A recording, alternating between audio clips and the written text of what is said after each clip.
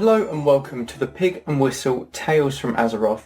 As always here at the Pig and Whistle in Stormwind, I chat through a variety of subjects with regards to World of Warcraft. So grab a bottle or a pint, sit down and enjoy. Today's subject, we're looking at what's new in Shadowlands, what's new in the upcoming expansion for World of Warcraft, and what you have to look forward to within the expansion, either leveling or just at the max level end game. So let's get started. So we all know what day Shadowlands is out, but it is a different release time for everyone else. So let's get this out of the way first, because it's kind of annoying in some aspects for some people. Some people don't know exactly when it's going to be for them, like released at their time.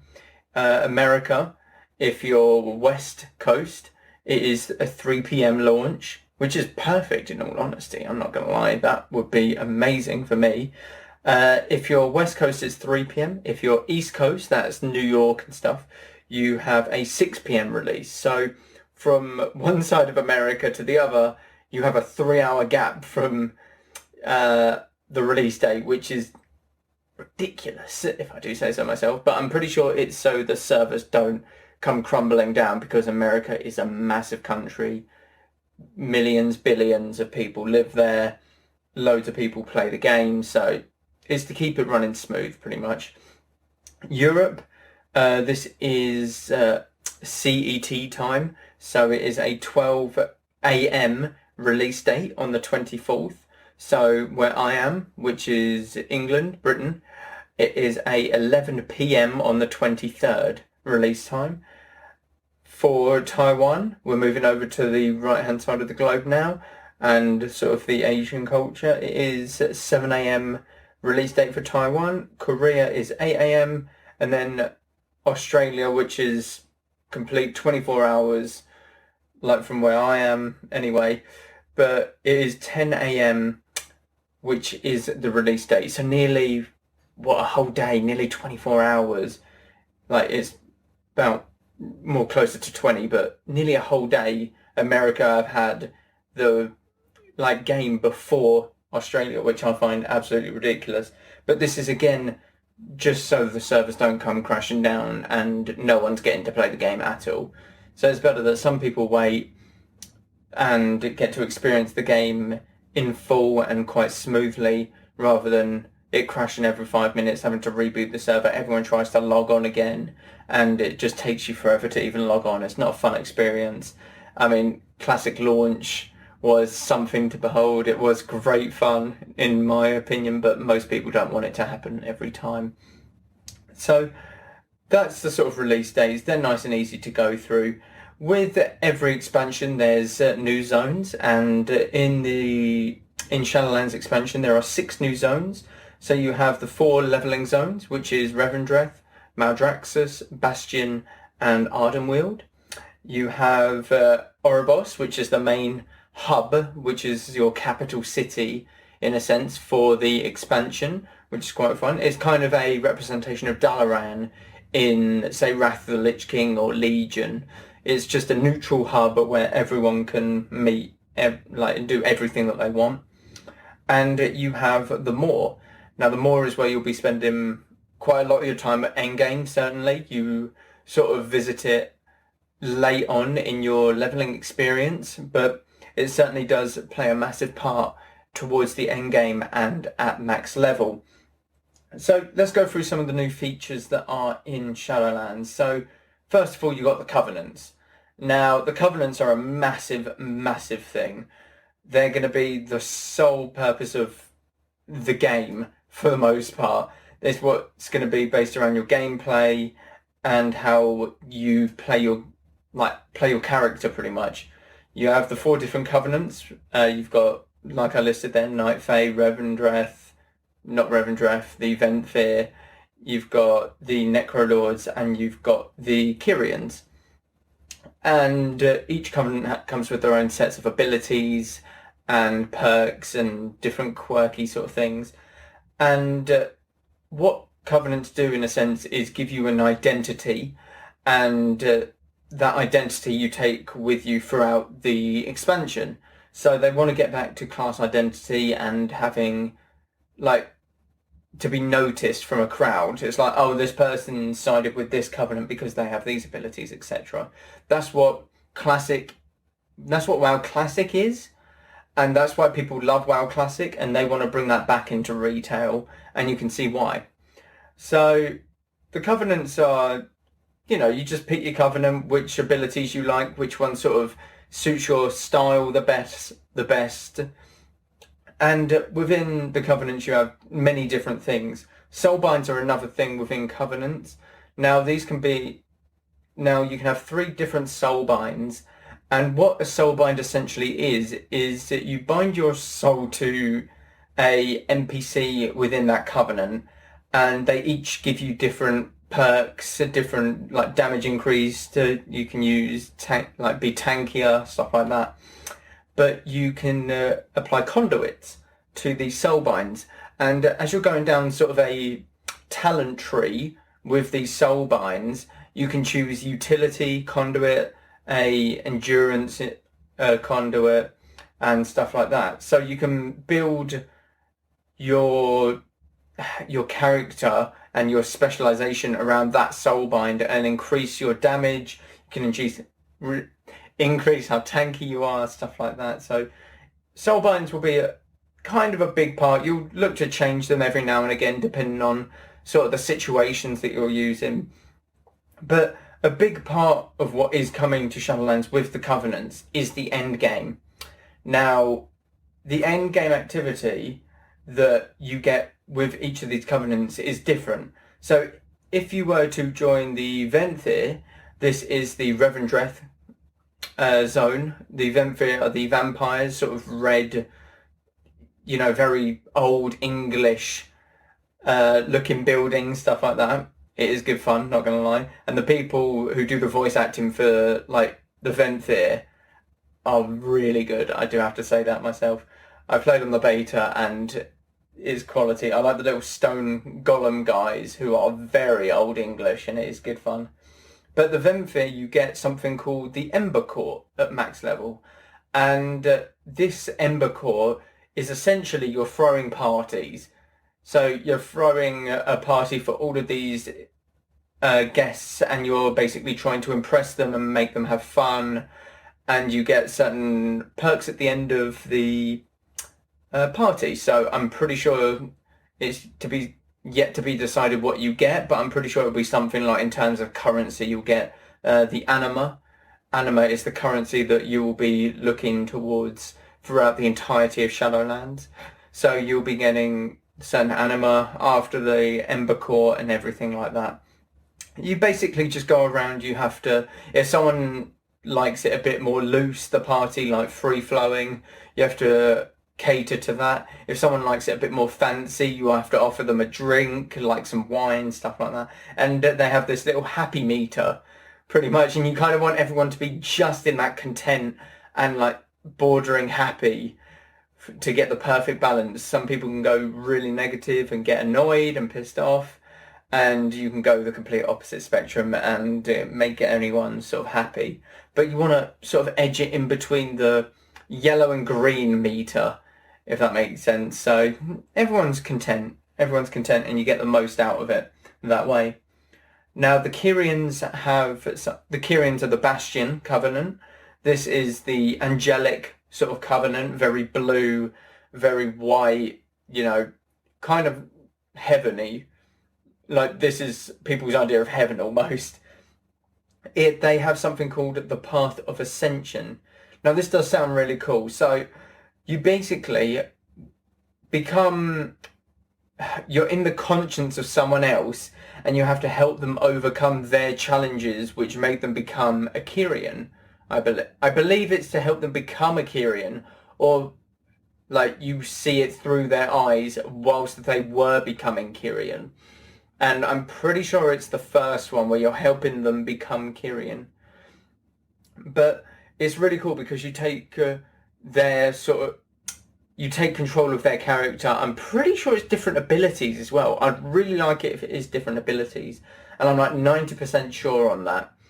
But you basically go through this sort of very short story on their life, like what they've done. They sort of have to battle their demons almost to ascend, as it's called in like Shadowlands. They have to walk the path of ascension to ascend. And I just bit my tongue saying that. That really hurt. So it's a really cool concept because hopefully they'll just keep adding like more and more people, and it's a good way to get lore out like behind all of these people that you meet going through leveling. So they could do this for hundreds and hundreds of like NPCs. It's like, yeah, this guy was like a necromancer who basically killed loads of people, and he's come up from Revendreth into Bastion, and he's looking to ascend now and like battle the demons that he's fought against his entire life. Or it could just be this guy is so pure that his fear is like not being pure, pretty much. So there's many different ways that you can take this with the Path of Ascension, and there's many different like small lore pieces that you can throw in there. It's a good way to give people backstories without having to go through massive quest chains and stuff. So I think that one will be really fun, and I will definitely, if I don't pick Bastion or the Kyrian as my covenant, I will definitely be YouTubing like all of the Path of Ascension characters that people are going through, just to see their lore and just to see how it is, pretty much, because that is something that does seem really fun. And speaking of fun, the Necrolords have something called the Abomination Factory.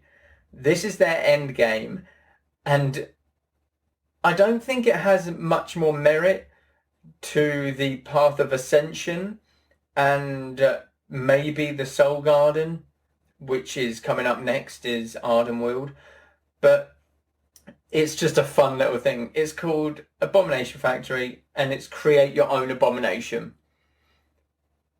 Now, you might think that's a bit silly. That is the actual description that they have given for this Covenant's endgame. Create your abomination. That's it. So it's basically Build-A-Bear in World of Warcraft. So you go out, and an abomination is this gluttonous, like, patchwork looking guy, like a big ghoul almost, to, you know, stitch together many body parts, that sort of thing. So you're going out, you're finding heart for it, you're finding the brain, you're finding like the flesh for it.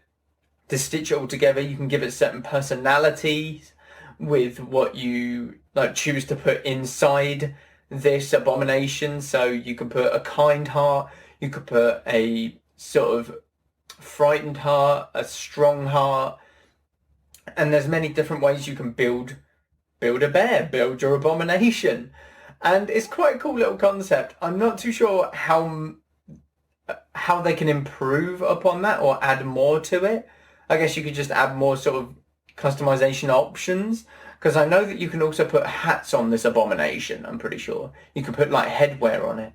So I think that is honestly the coolest part of it, that you can dress it up. So I think they might add a bit more that you can do in terms of dressing up your abomination, which will be very silly but also quite entertaining. Just have this like little top hat, you know, suited up abomination walking around next to you. Could be fun, not gonna lie. So the Necrolord one, I'm not too sure what they would do, in all honesty, to push that forward and to go forward. The Path of Ascension one, I can clearly see them adding more NPCs to push the lore out, stuff like that. But the Abomination from the Necrolord one is just sort of a stalemate, in my opinion. With the Ardenweald one, which is the last one, you have the Soul Garden, like I mentioned, and you just tend a garden of souls. Now, people have related this to the farm in Mists of Pandaria, and what you did at that farm was pretty much you grow your own herbs, and these herbs you use to make cooking, like to use in cooking recipes and stuff like that. So I'm not too sure exactly what the Soul Garden's going to do.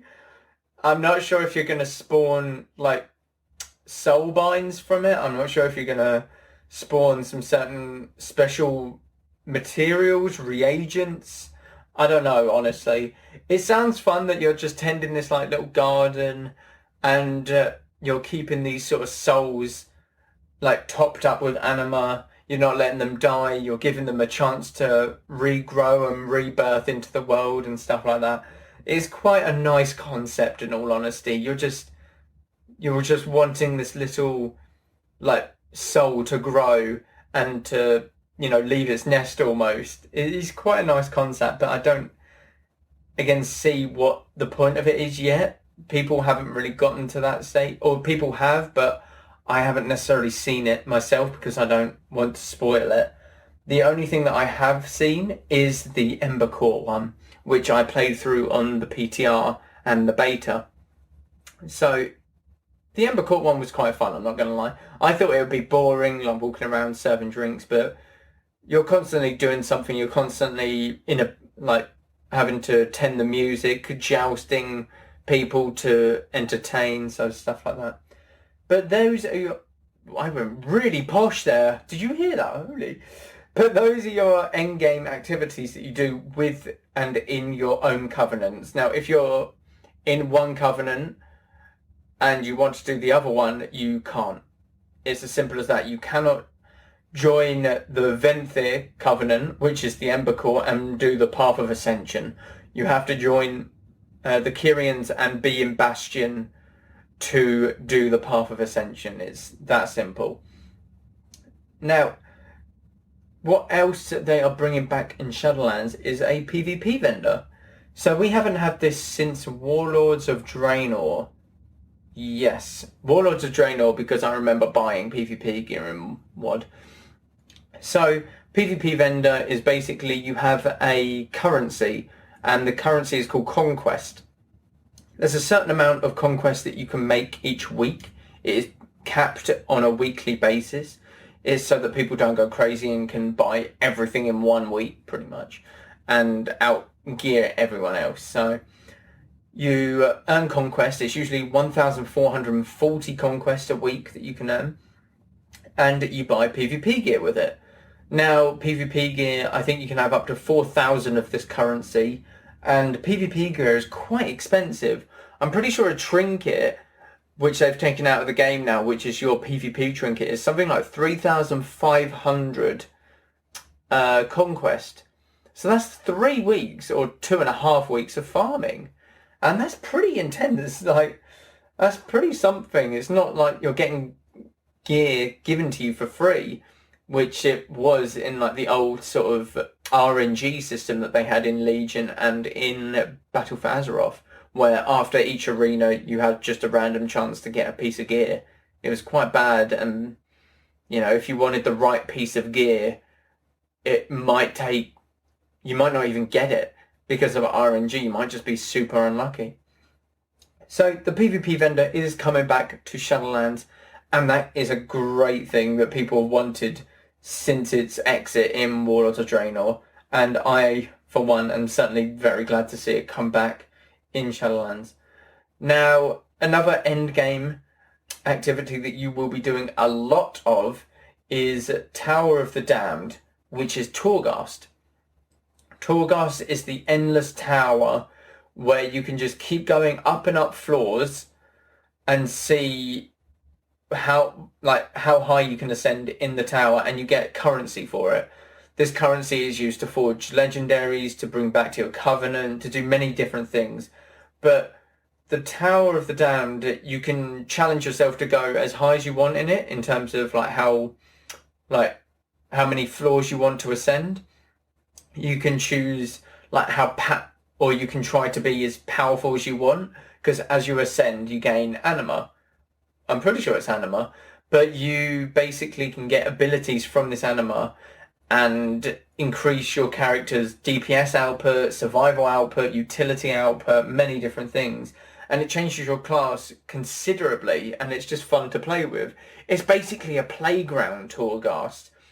I mean, there's an ability where mages can't move, all they can do is blink. That's it. You can't move as a mage, but you can only blink. and blink has no cooldown and costs no mana. So it's really fun to just experiment with, and then you can get something as well where every time you blink you leave behind a shadowy figure of yourself, or a mirror image, sorry. So you can combine these two, just spam blink and you've got about 100 mirror images around. And it's just good fun to see. So you can really play with it in Torghast and just really chill out and see what you can like come up with, what sort of combinations you can use.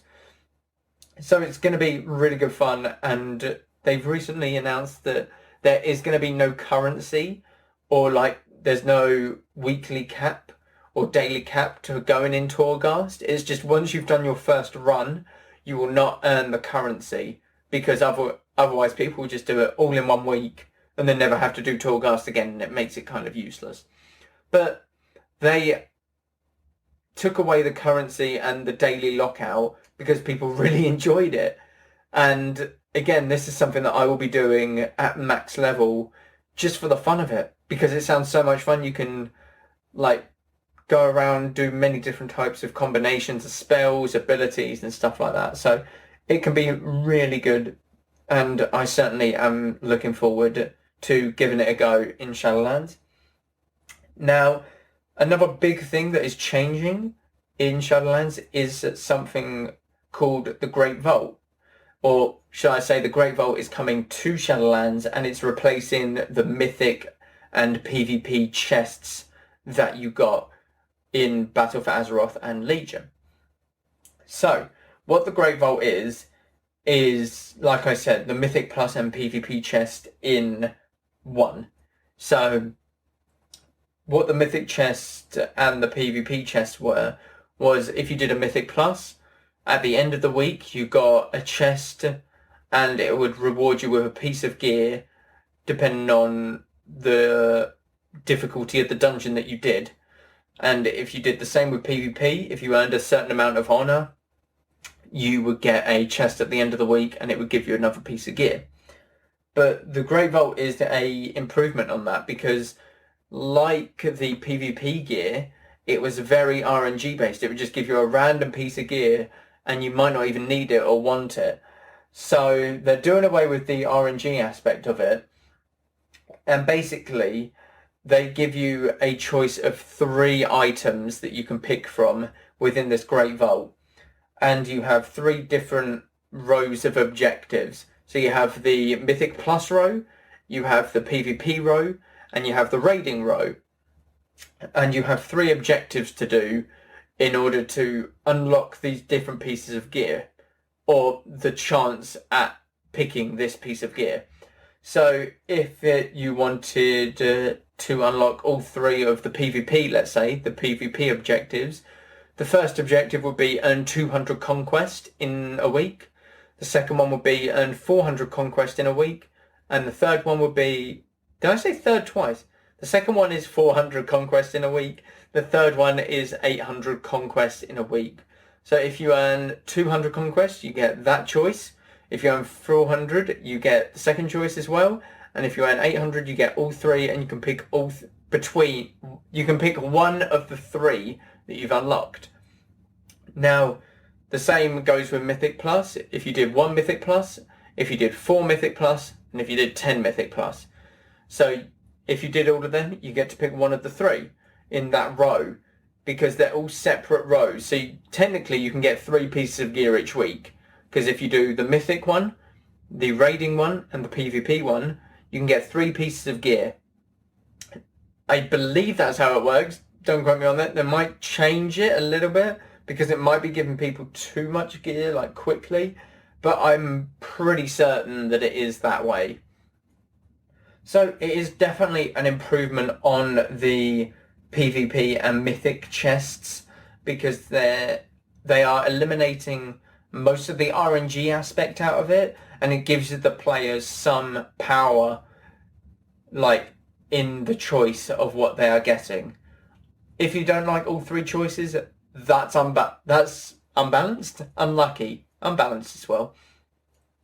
But if you've got 3 really good pieces, you're going to be leaving 2 pieces behind. So there's that give and take.